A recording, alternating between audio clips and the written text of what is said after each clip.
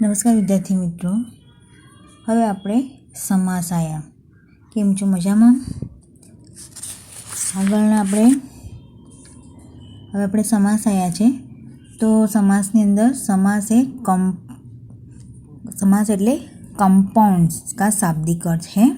English में उसे compounds कहते हैं. तो ये उसका शाब्दिक अर्थ है. तो संक्षेप या संक्षिप्त करने की रचना विधि. निम्नलिखित वाक्यों को देखिए.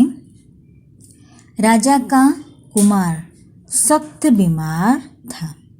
राजा का कुमार सख्त बीमार था. राजकुमार सख्त बीमार था. राजा का कुमार यानी कि राजकुमार जो है सख्त बीमार था. तो उपयुक्त वाक्यों में हम देख रहे हैं कि राजा का कुमार का संक्षिप्त रूप राजकुमार हो गया है. अर्थात दो या अधिक शब्दों का अपने विभक्त चिन्हों अथवा अन्य प्रत्ययों को छोड़कर आपस में मिल जाना ही समास कहलाता है. तो इसका तात्पर्य यह है कि समास में कम से कम दो पदों का योग होता है. कितने पदों का योग होता है? दो पदों का. जब वे दो या अनेक पद एक हो जाते हैं तब समास होता है.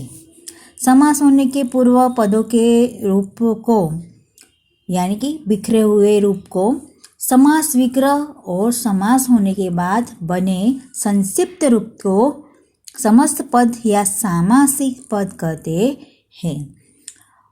ऊपर दिए गए उदाहरणों में राजा का कुमार ये समास विग्रह और राजकुमार को हम समस्त पद कहेंगे.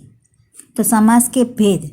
तो हिंदी के समास के मुख्य 6 माने जाते हैं. कितने हैं? मुख्य 6. तो एक है अव्ययीभावी समास, कर्मधारय समास, द्विगु समास, द्वंद्व समास, तत्पुरुष समास और बहुव्रीहि समास. तो इन समासों में से आज हम 2 समास पढ़ेंगे, अव्ययीभावी समास और कर्मधारय समास. तो उपयुक्त भेदों में हमें प्रथम 4 समासों का अध्ययन इस कक्षा में करेंगे. कौन से? अविभावी समास, फिर है कर्मधारय समास, उसके बाद में है द्विगु समास और द्वंद्व समास. 4 समास है. तो इन 4 समासों का अध्ययन करेंगे. तो उनमें से हम पहले अविभावी समास और कर्मधारय समास हम इस वीडियो में हम समझेंगे और उसे पढ़ेंगे. तो अविभावी समास जिस समास में पहला पद प्रधान हो तथा वह शब्द अव्यय हो और सामासिक शब्द का क्रिया विशेषण के समान उपयोग हो उसे अव्ययीभाव समास कहते हैं.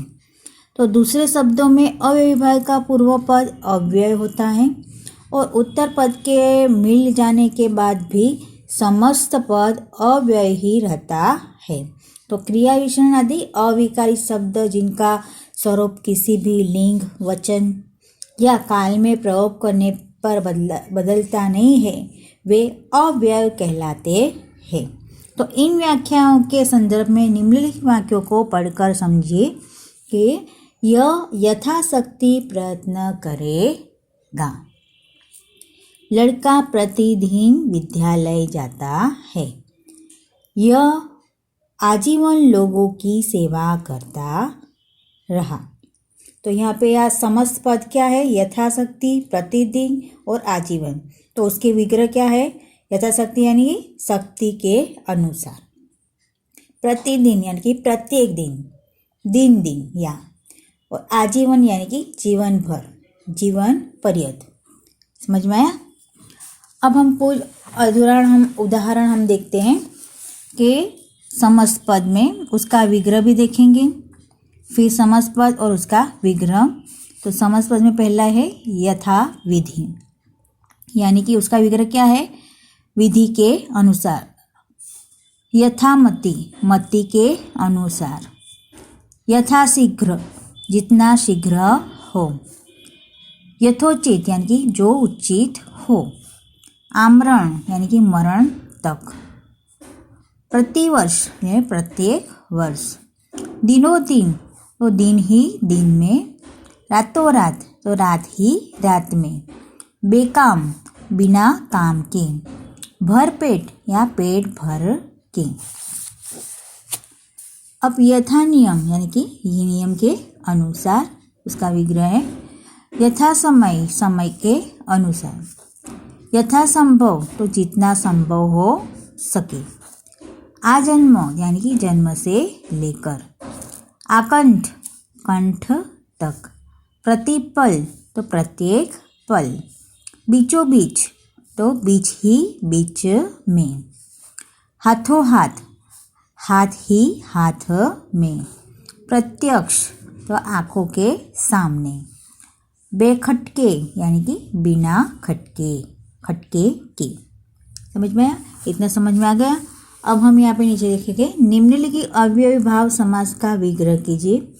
ये आपको नोटबुक में लिखना है, तो मैं इसका आंसर देती हूँ। उसके विग्रह भी हम करेंगे। निर्भय तो निर्भय का विग्रह क्या आएगा? भय के बिना। निर्भय यानी कि भय के बिना।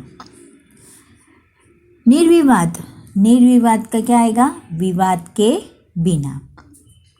उसके बाद है अनुरूप यानी कि रूप के अनुसार। बेरहम बेरहम यानी कि बिना रहम के।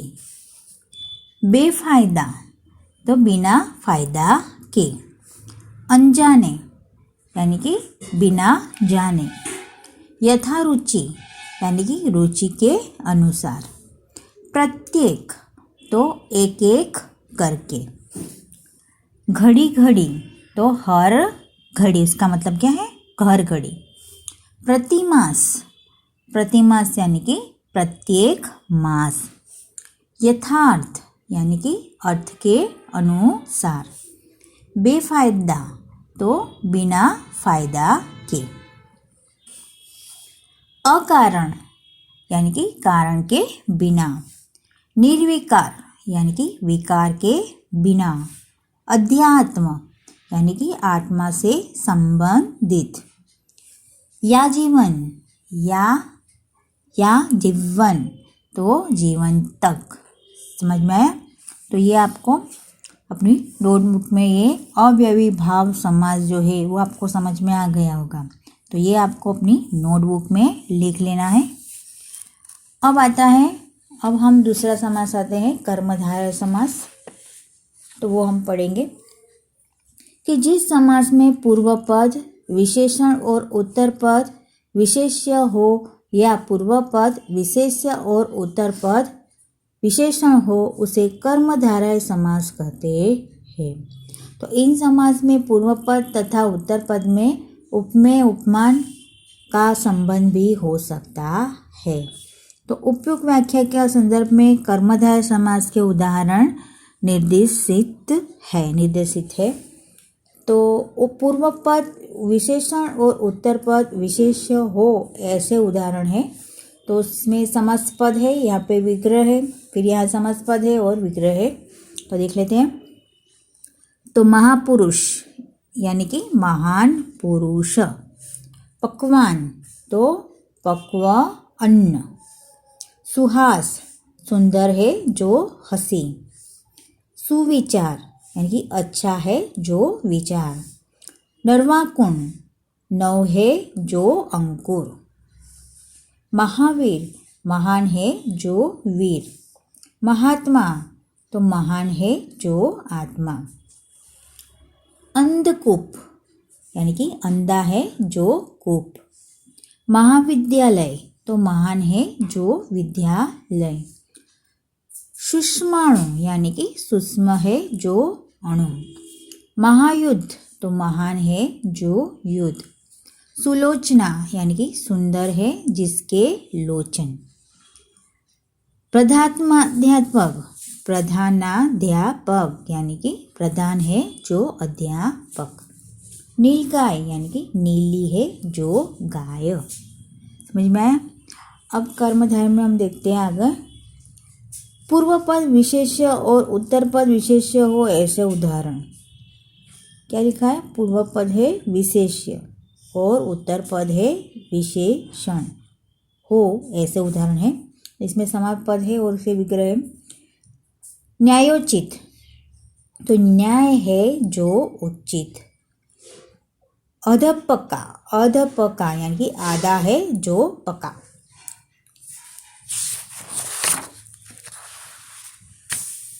अब उपमेय, उपमेय में उपमान का संबंध हो, ऐसे उदाहरण है यहाँ पे।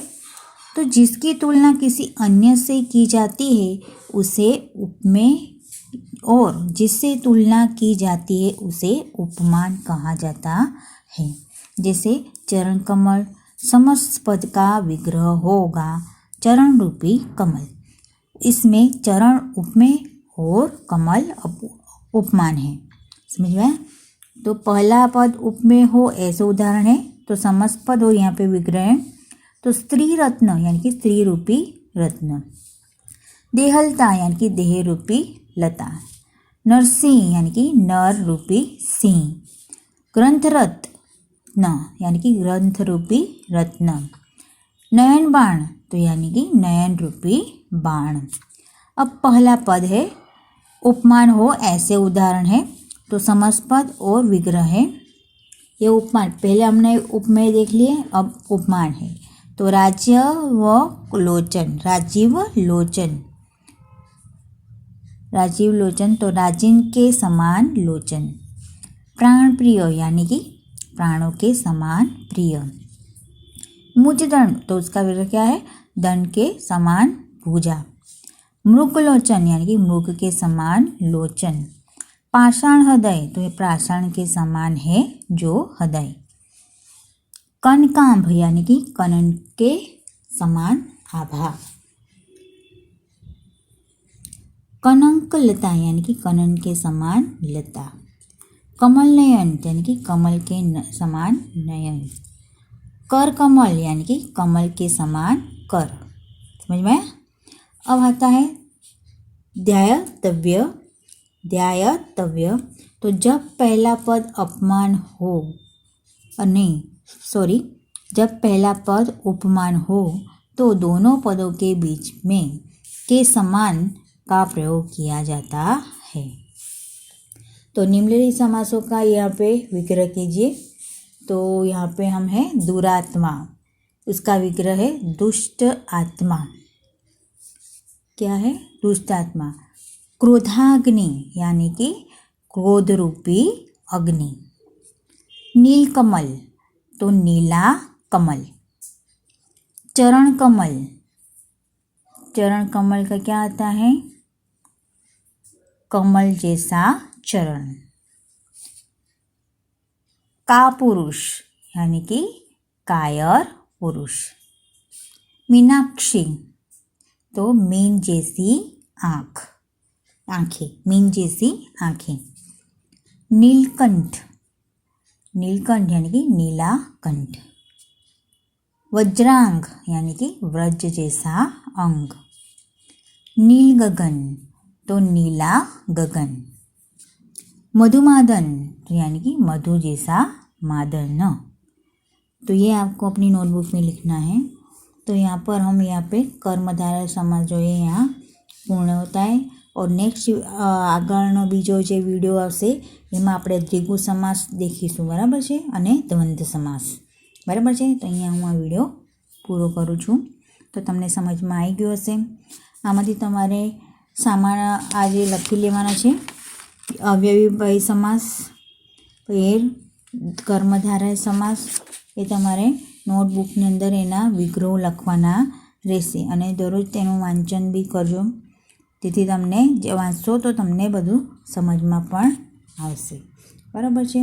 તો આ તમારે તમારી નોટબુકમાં લખી લેવાના રહેશે।